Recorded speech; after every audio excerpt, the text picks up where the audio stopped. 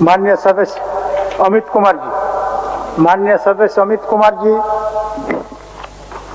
एकदम पूरक पूछ लीजिए। उत्तर तो दिया हुआ है, प्रश्न भी आपका दिया हुआ है, इसमें आप कहां पर असहमत है? बिल्कुल बिल्कुल महोदय, ठीक। मैं पूरक प्रश्न नहीं लाऊंगा। मैं माननीय मंत्री जी से जानना चाहूंगा कि आखिर ये जो योजनाएं हैं, गोला मोरी पथ, बनता रहे बुंडू पथ और अनगढ़ा रहे हाय पथ, ये कब कब की योजना है? और ये योजनाएं जब है जिस ईस्वी सन की है, और उसके बाद में अभी का जो पीरियड है, इस पीरियड में क्या भूमि अधिग्रहण किया गया विभाग के द्वारा? और तीसरा मेरा प्रश्न होगा कि यदि भूमि अधिग्रहण नहीं किया गया है तो ऐसे योजनाओं को क्या अधिग्रहण से पहले उतारा जा सकता है? ये क्या नियम है? और यदि कहीं पर बन गया है, मैं एक एक प्रश्न को मैं चाहूंगा आंसर लेना भी चाहूंगा, अगर उतारा गया है तो क्या जमीन जिनका अधिग्रहण गया है उनको क्या मुआवजे दिए गए हैं? और दूसरा फिर मैं यह भी जानना चाहूंगा कि इन योजनाओं में कितने लोगों का जमीन अधिग्रहण किया गया है, इसकी क्या सूची है विभाग के पास? महोदय। माननीय मंत्री जी। माननीय सदस्य ने जो प्रश्न पूछे हैं, विभाग ने बड़ा सारगर्भित उत्तर दिया था और मैं समझता था कि शायद माननीय सदस्य से संतुष्ट होंगे।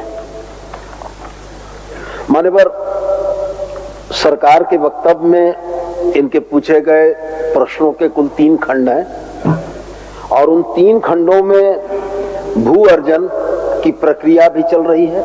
कुछ में भू अर्जन हो चुका है, कुछ में बहुत बार स्कोप ऑफ वर्क चेंज होता है, लाइन का जो अलाइनमेंट है सड़क का वो भी परिवर्तित होता है। तो कहने का मतलब है कि भू अर्जन झारखंड राज्य के लिए एक बड़ा चिंता का और बड़ा संवेदनशील विषय रहा है। और ये सबको मालूम है कि जिस राज्य ने इस नारे से अपनी शुरुआत की हो कि जान देंगे जमीन नहीं देंगे, वहां पर भू अर्जन सड़क की परियोजनाओं में भी करना एक कठिन काम होता है। माननीय सदस्य ने पहला जो प्रश्न पूछा कि ये योजना कब से चालू है, तो गोला मोरी पथ की प्रशासनिक स्वीकृति 16/3/2024 को हुई थी मान्यवर। इसके बाद अगले पथ पर हम लोग आते हैं, बनता रहे बुंडू पथ की प्रशासनिक स्वीकृति 16/3/2024 को हुई है। तो मान्यवर, ये बहुत पुरानी योजना नहीं है।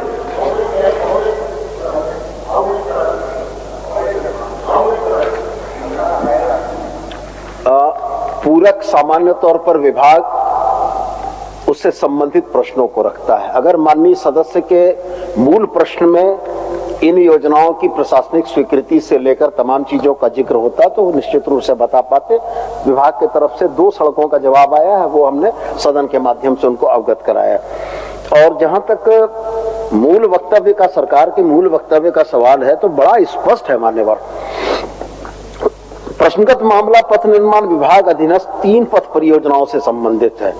विभाग द्वारा तीनों पथों में आवश्यक भूमि अधिग्रहण हेतु प्रक्रिया की गई है, जिसकी पथवार विवरणी है। गोला मोरी पथ का 4 लेन में चौड़ीकरण, मजबूतीकरण, पुनर्निर्माण कार्य, कुल लंबाई 25.163 किलोमीटर। परियोजना अंतर्गत रांची जिला में कुल 13 मौजा एवं रामगढ़ जिला अंतर्गत कुल 9 मौजे में भू अर्जन की कार्रवाई प्रक्रियाधीन है। बनता रहे बुंडू पथ 2 लेन विद पेव शोल्डर में चौड़ीकरण, मजबूतीकरण, कुल लंबाई 30.47 किलोमीटर। परियोजना अंतर्गत प्रस्तावित कुल 25 मौजों में भू अर्जन की कार्रवाई प्रक्रियाधीन है। हम संक्षेप में ही पढ़ रहे हैं कि माननीय सदस्य, अनगढ़ा हाहे राहे पथ 26.68 किलोमीटर का है।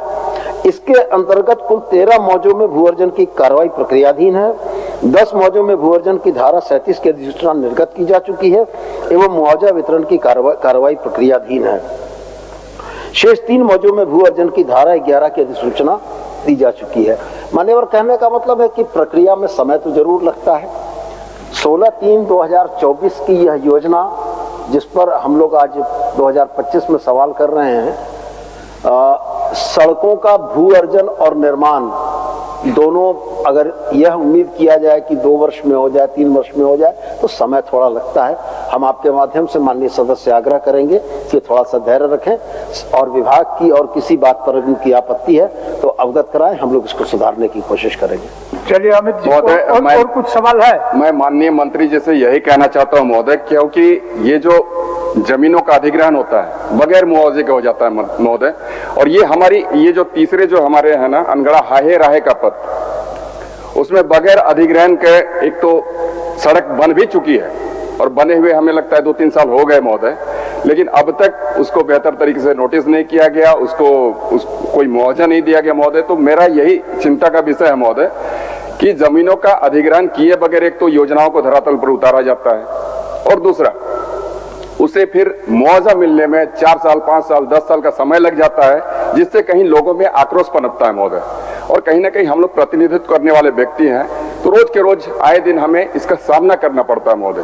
तो मेरा सदन से यही आग्रह होगा, आपके माध्यम से मैं चाहूंगा कि पहले तो जमीनों का अधिग्रहण करें, और ऐसा नहीं महोदय कि कोई विकास कार्यों के विरोधी है, हमारे यहाँ के लोग भी हैं, वो चाहते हैं महोदय कि पहले हमारी जमीनों का बकायदा अधिग्रहण हो, नोटिस आए, पैसे मिले, उसके माननीय मंत्री माननीय सदस्य की माननीय सदस्य भुगतान नहीं हुआ। जी जी, माननीय सदस्य की चिंता बिल्कुल जायज है। मैं माननीय सदस्य से सिर्फ एक, आप हस्ताक्षरी हैं? नहीं, आप हस्ताक्षरी नहीं ना? ओह राजेश जी, आप हस्ताक्षरी हैं क्या? नहीं है तो छोड़ दीजिए, छोड़ दीजिए, वो हस्ताक्षरी नहीं है, छोड़ दीजिए। वो ठीक है, हम समझ रहे हैं, लेकिन ध्यानाकर्षण का नियम है, वही सवाल करते हैं जो उसमें हस्ताक्षरी होते हैं। अब ये तो मैंने आपका अल्पसूचित और तारांकित प्रश्न है कि पूरे सदन का प्रॉपर्टी हो जाता है, उसमें सारे लोग मान्य सदस्य लोग सवाल करते हैं, लेकिन इसमें है कि हस्ताक्षरी होना पड़ता है। बैठ जाइए, चलिए। माननीय सदस्य को आप सूचना में बोल दीजिए, सूचना में कुछ सूचना में बोलना चाहते हैं तो बोल दीजिए, सूचना में कुछ बोलना चाहते हैं। महोदय, मैं वो जो हाहे राहे पथ है महोदय, ठीक है, उसको एक क्लासिक इंटरप्राइजेज ने काम किया। कई एक बार हमने भी मौखिक आग्रह किया, मिल के भी आग्रह किया, और रोड का स्थिति ये है महोदय कि आज भी बहुत जगह पे, चूंकि भूमि अधिग्रहण नहीं हुआ है तो रैयत विरोध कर रहे हैं महोदय, तो आज भी वो योजना आधा अधूरा बना हुआ है, बीच बीच में छोड़ा गया है। और उसी योजना में महोदय, वही हाहे राहे पथ में एक हमारा जो है कि एक गूंगा नाला है, उसी हाहे राहे पथ में दोनों साइड से रास्ता बन गया महोदय, लेकिन बीच में वो नाला के नहीं बनने से, उस पुल के नहीं बनने से उस जो रास्ता है हाहे राहे पथ की, उसकी जितनी सदुपयोग होनी चाहिए, जितना आवाजाही में जितना सुगमता होनी चाहिए, वो पूरा नहीं हो पा रहा है महोदय। माननीय मंत्री, मंत्री जी, मैं माननीय सदस्य अमित जी की चिंता को बिल्कुल जायज मानता हूं। मान्यवर, विभाग ने जो उत्तर दिया है उस उत्तर में उनकी चिंता परिलक्षित नहीं हो रही है। विभाग कहता है कि 13 मौजों में भू अर्जन की कार्रवाई की गई है, जिसमें 10 मौजों में भू अर्जन की धारा 37 पूर्ण हो चुकी है और 3 मौजों में भू अर्जन की धारा 11 की कार्रवाई चल रही है। तो माननीय मंत्री जी, हम थोड़ा सा हस्तक्षेप करते हैं, चूंकि ये विषय अमित जी लाए हैं, अमित जी का क्षेत्र का सवाल है, लेकिन हमको लगता है कि कमोबेश सारे माननीय विधायकों के क्षेत्र में इस तरह का काम हो रहा है। और एक बात आप बता दीजिए, जो भू अर्जन का काम क्या पीडब्ल्यूडी करती है? माननीय अध्यक्ष महोदय, भू अर्जन पदाधिकारी करते हैं, विभाग उसके अधियाचित राशि को जमा करता है। एक मिनट, उसी में हम आपको कहना चाहते हैं, इसी दोनों में समन्वय नहीं है। पीडब्ल्यूडी राशि दे देते हैं भू अर्जन के जमीन के एवज में, लेकिन लैंड एक्विजिशन ऑफिस में होता क्या है कि लैंड एक्विजिशन अफसर लोग उसमें उतना इंटरेस्टेड नहीं रहते हैं। जिसमें जो माननीय सदस्य जिस चिंता को आपके समक्ष रखे वो सही है कि लैंड एक्विजिशन ऑफिसर के पास अगर पूरे राज्य में आप अगर आकलन करा लीजिएगा तो उनके पास ट्रेजरी में करोड़ों रुपया जमा है, लेकिन उन्होंने भुगतान करने की दिशा में कोई कार्यक्रम नहीं करते हैं।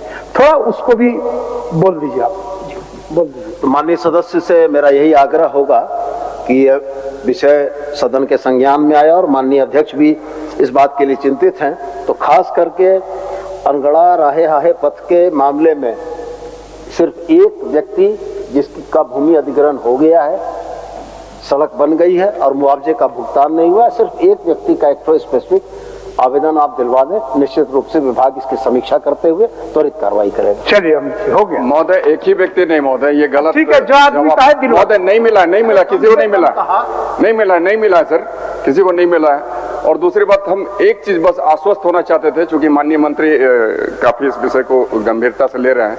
महोदय मैं बस एक आग्रह करता हूं सर इस सदन से कि ये जो तीनों योजनाएं उस पर जिनकी भी जमीनें गई है महोदय, उसको एक समय सीमा दे दी जाए और उसको भुगतान कर दिया जाए महोदय, बस। और मैं कुछ कहना नहीं चाहता हूं महोदय। मान्यवर, समाधान की दिशा के लिए ही हमने इनसे मांगा।